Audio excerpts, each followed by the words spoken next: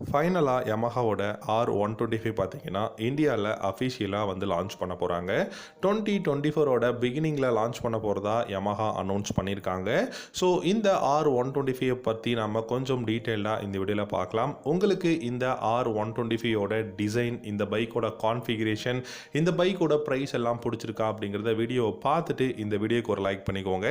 நம்ம சேனலை நீங்கள் இன்னும் சப்ஸ்கிரைப் பண்ணலன்னா சப்ஸ்கிரைப் பண்ணிக்கோங்க. R125 2024ஓட பிகினிங்லேயே வந்து லான்ச் பண்ண போகிறாங்க.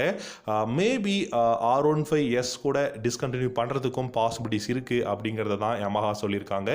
இந்த R125 1,35,000 எக்ஸ்ஷோரூம் ப்ரைஸில் லான்ச் பண்ண போகிறதா அனௌன்ஸும் பண்ணியிருக்காங்க.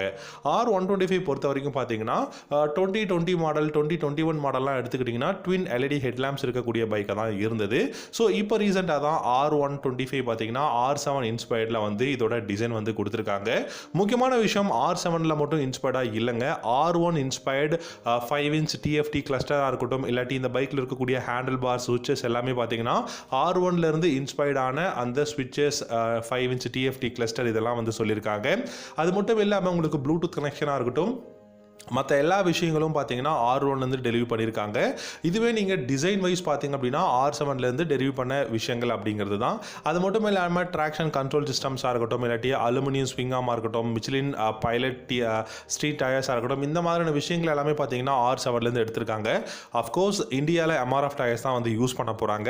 அண்ட் இந்த பைக்கை பொறுத்த வரைக்கும் 125cc single cylinder liquid cooled 4-stroke 4-valve SOHC motor தான் யூஸ் பண்ண போகிறோம் அப்படிங்கிறதையும் அனௌன்ஸ் பண்ணியிருக்காங்க.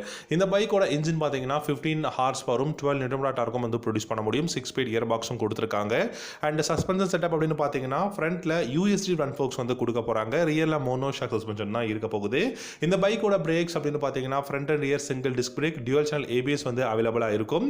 292 mm சிங்கிள் டிஸ்க் ஃப்ரண்ட்லையும் 220 mm சிங்கிள் டிஸ்க் ரியர்லையும் தான் இருக்க போகுது. டியூவல் சேனல் ABS இந்த பைக்கில் எதிர்பார்க்கலாம். At the same time traction control சிஸ்டமும் எதிர்பார்க்கலாம்.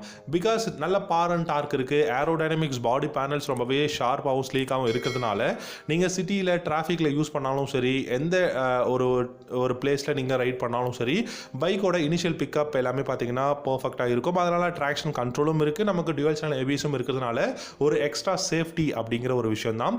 டயர்ஸ் அப்படின்னு பார்த்தீங்கன்னா 100/80 செக்ஷன் டயர் ஃப்ரண்ட்லையும், ரியரில் 140/70 செக்ஷன் டயரும் கொடுத்துருக்காங்க. ஃப்ரண்ட் அண்ட் ரியர் உங்களுக்கு பார்த்தீங்கன்னா 17-inch அலாய்விலோட தான் அவைலபிளாக இருக்க போகுது. இப்போ நீங்கள் பார்க்குற by functional LED headlamps, LED tail Lamb's, LED indicators தான் யூஸ் பண்ண போறாங்க. கிளிப் ஆன் ஹேண்டில் பார்ஸ் வந்து அவைலபிளாக இருக்க போகுது. கிளஸ்டர் அப்படின்னு பார்த்தீங்கன்னா full and full digital instrument cluster தான் யூஸ் பண்ணியிருக்காங்க with mobile phone connectivity. So Bluetooth connection இருக்கிறதுனால call connect and disconnect, music on off பண்ணிக்க முடியும். அதே சமயம் பார்த்தீங்கன்னா ABS லைட், அதுக்கப்புறம் gear shifting indicator, distance to empty, இந்த மாதிரியான ஆப்ஷன்ஸ் எல்லாமே இந்த கிளஸ்டரில் உங்களால் டெஃபினட்டாக கிளியராக பார்க்க முடியும். ஸோ ஓவராலாக டிசைனும் பார்த்தீங்கன்னா R15 வெர்ஷன் 4ஓட டிசைன் தான் இருக்குது. ஸோ R7 இன்ஸ்பயர்ட் அப்படிங்கிறதுனால கான்ஃபிகரேஷனும் பார்த்தீங்கன்னா க்ளோஸ் டு R15ஓட அந்த ஒரு கான்ஃபிகரேஷனுக்கு வந்து ஈக்குவலாக இருக்குது. ஆனால் ப்ரைஸ் பார்த்தீங்க அப்படின்னா கிட்டத்தட்ட ஒரு 60,000 வரைக்கும் உங்களுக்கு R15க்கும் R125க்கும் அந்த டிஃப்ரென்ஸ் இருக்கும் அப்படிங்கிறத சொல்லியிருக்காங்க. Step up seat, spit seat வந்து இருக்குது. பில்டு குவாலிட்டி நல்லா இருக்குது. எர்கனாமிக்ஸாக இருக்கட்டும், இல்லாட்டி இந்த பைக்கோட ஒரு கம்ஃபர்டபுளாக இருக்கட்டும், எல்லாமே வந்து பர்ஃபெக்டாக இருக்கும் அப்படிங்கிறத யமஹா ஒரு டோட்டலான ஒரு இன்டர்வியூவில் வந்து சொல்லியிருக்காங்க. இந்த பைக்கு என்னை பொறுத்த வரைக்கும் பார்த்தீங்கன்னா R15 வெர்ஷன் 4லேருந்து இப்போ R15 வெர்ஷன் 5ம் கொண்டு போகிறதுனால ப்ரைஸ் எல்லாமே 2 லட்ச ரூபா, 2,50,000 ரூபா அந்த ரேஞ்சில் ப்ரைஸ் போடும். ஸோ நமக்கு ஒரு நல்ல என்ட்ரி லெவல் ஃபுல்லிஃபைடு பைக் வேணும் அப்படின்னு யோசிக்கிறவங்களுக்கு R125 one of the best fully faired பைக்காக இருக்கும். அதில் எந்த விதமான சந்தேகமும் கிடையாது. வேல்யூ ஃபார் மணி, அதே சமயம் லேட்டஸ்ட் டெக்னாலஜிஸ் அண்ட் நல்ல கம்ஃபர்டபுளான பைக், நல்ல சேஃப்டிக்கு பார்த்தீங்கன்னா traction control, dual channel ABS எல்லாமே கொடுத்துருக்காங்க. ஸோ ஓவராலாக R125 ஒரு பெஸ்ட்டான ஒரு டீல் மாதிரி தான் தெரியுது. நீங்கள் இந்த R125 பற்றி என்ன நினைக்கிறீங்க? உங்களுடைய தாட்ஸ் அண்ட் காமெண்ட்ஸ் என்ன அப்படிங்கிறத வீடியோவோட காமெண்ட் செக்ஷனில் காமெண்ட் பண்ணுங்கள். ஒருவேளை இந்த பைக் 2024ல் லான்ச் ஆச்சு அப்படின்னா, ஒருவேளை நீங்கள் வாங்குறதா இருந்தால் நீங்கள் இந்த பைக்கை கன்சிடர் பண்ணுவீங்களா? உங்களுடைய அந்த தாட்ஸ் என்ன அப்படிங்கிறதையும் காமெண்ட் செக்ஷனில் காமெண்ட் பண்ணுங்கள். இந்த வீடியோ பிடிச்சிருந்தா லைக் பண்ணிக்கோங்க. முடிஞ்சால் நம்ம சேனலையும் சப்ஸ்கிரைப் பண்ணிக்கோங்க. தேங்க்யூ ஸோ மச் ஃபார் வாட்சிங். அடுத்த வீடியோவில்